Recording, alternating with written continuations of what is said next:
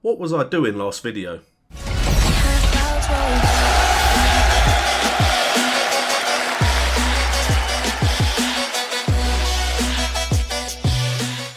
What's up guys, and welcome to FPL Today for Game Week 26 in association with FPL Updates. Before we get into the video, make sure to go and check out the FPL Updates website for all your Fantasy Premier League needs and plenty of Fantasy Premier League articles. And personally, I think the best thing on FPL Updates is me. So let's get into FPL Today Game Week 26, get ourselves ready for some blanks and look forward to those double game weeks.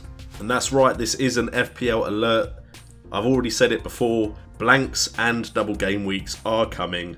If you don't take advantage of them, you could get left behind those that do. So tell me what your plans are. Now it's become a lot clearer who is having blanks and who is having double game weeks. If we have a look back at Game Week 25 before we get into Game Week 26, I got 68 points for the game week when the average was 47. Great game week for me. Highest score was 121 points though, which now leaves me on a total points of 1,409. Game week rank of 259,000, just above, and overall rank is now just under 20,000. My JNO Classic rank has improved, I'm now 25th. My FPL Updates Writers rank is now 1st. And just a quick plug again for FPL Updates, their Classic League is #1 on the Fantasy Premier League website. So go make sure you go and join that. There is a £400 prize for the winner. You may struggle to get first though, because the guys that follow FPL Updates seem to know what they're doing. My main mistake for the game week was I did have a look at Gagliardini because he looks like he's in good form. He has some calibre from the Italian league. But because of the blanks coming up, I didn't go with him and I went for Llorente, and Llorente didn't get me anything. But that may turn around for me now that these blanks are up and coming.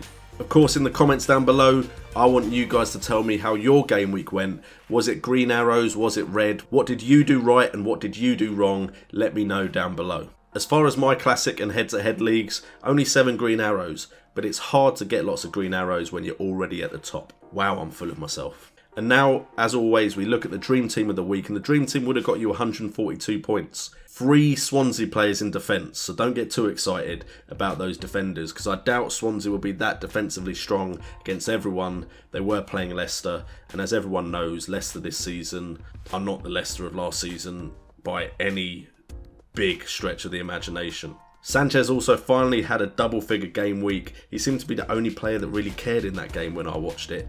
So Sanchez looks like someone that, unless you are confident his price drop is going to be that significant, you may want to keep on your bench for these blanks that Arsenal are going to be having. Now, I'm recording this before Arsenal play Sutton, so I don't know how many blanks Arsenal are going to have, but one would assume that Arsenal should beat Sutton. But then I thought AFC Wimbledon had a good chance of beating Sutton, so don't take my advice on how good or bad Sutton are. And then Gagliardini, who we've already mentioned, was the only striker in the Dream Team of the week, getting a brace. Great performance by him. He looks like he's solved that which Southampton striker is the best option conundrum. And that is why he gets my star of the week, coming in at 6.5 million. In 2 starts, he's got 2 goals. He's had 11 attempts on goal. On target, 4 of them. Minutes per chance at 15.4, with shot accuracy of 36.4%, goal conversion of 27.3%, and goal involvement ratio of 100%. Every goal Southampton have scored recently, he has been involved in.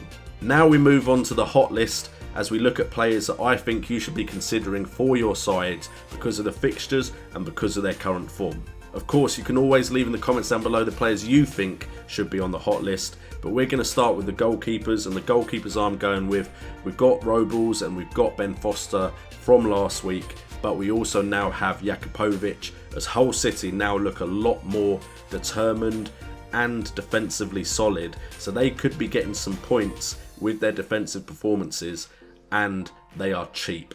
Jakupovic comes in at 4.1 million. Clean sheets, he's got 2 in the last 4 game weeks. Conceded 4 goals, has made 17 saves, and the up-and-coming fixtures for Hull City are Burnley, Leicester, Swansea, Everton, West Ham and Middlesbrough. So he could be a good long shot for you as one of your pair of 2 goalkeepers going forward in the season, letting you spend more money elsewhere, especially if you have your wild card still to play. We then have a look at the defenders, and we have Harry Maguire still there, Antonio Valencia, because Man United's defence are now looking very good and they're not as expensive as say the Chelsea and Tottenham defenders.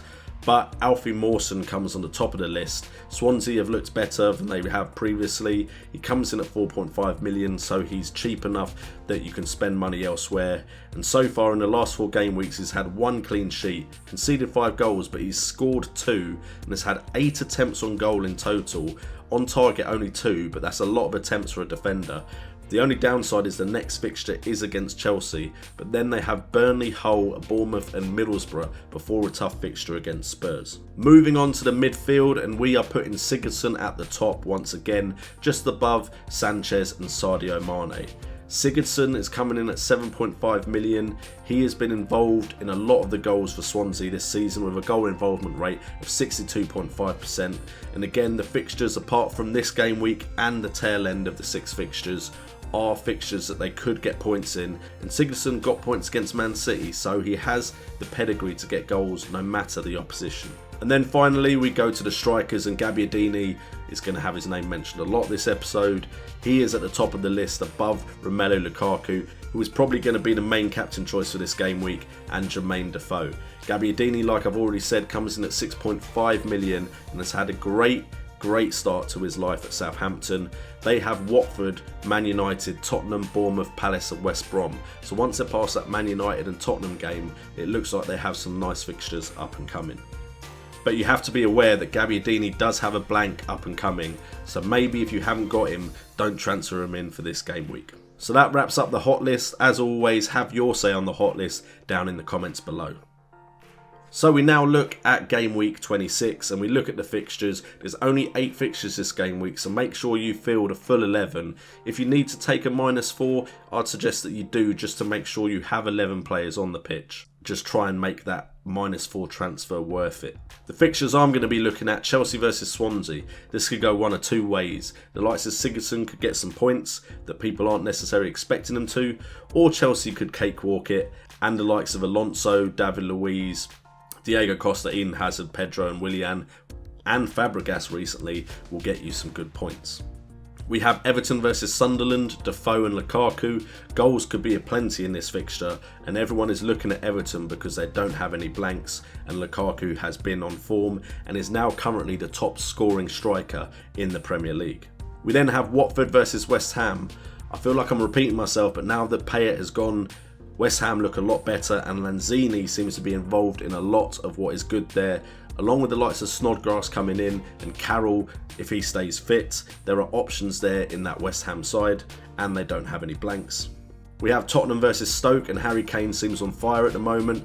To be honest, he seems like the safest option, and not to actually look at the midfield, because the midfield seem to share points. So I'm a bit worried because I've got Eriksen and I feel like I should now have Kane, but we'll see how that goes this game week. And then we have Leicester versus Liverpool. Who knows how this game is going to go, because Liverpool have had a real drop in form and seem to perform best against the tougher opposition, and Leicester just don't seem to be performing at all, but they did get that victory against Man City. So this could be the type of game that Leicester go and win and Liverpool disappoint yet again. We now look at the captain poll, and I'll let you guys know who at the moment of recording this video is the most popular captain choice, and that most popular captain choice is Romelu Lukaku, who beats out Diego Costa and Eden Hazard as the most popular captains for game week 26. And I would have to agree that Romelu Lukaku probably is the best option, coming in at 9.9 million. He is currently the top scorer in the Premier League. He's had 63 attempts on goal, which puts him 4th in the striker charts. 32 of them have been on target, which puts him 2nd just behind Ibrahimovic. He has a chance every 35.2 minutes. Shot accuracy is at 50.8%, and he has a goal conversion rate of 25.4%. So I really think Romelu Lukaku is your best captain choice. And then we have the differential of the week, and I'm going with Lanzini, coming in at 6.3 million, owned by 1% of players. He's been involved in 60% of West Ham's goals in the last 4 game weeks, and has created 5 chances, getting 2 assists. The red herring for the week, there's no graphic for it, but it is going to be the Leicester-Liverpool game because I just feel like that could go any way possible. So I don't actually know how to predict that game. Anyway guys, thank you so much for tuning in as always. If you've enjoyed the content, make sure to subscribe for more FPL content. Now I'm in my new flat. Now I've got a desk and a chair and I've stopped doing this rocking thing. There should be more FPL content other than FPL Today coming to the channel, but we'll see how that goes. Still moving stuff over, just at least we're now living in this place.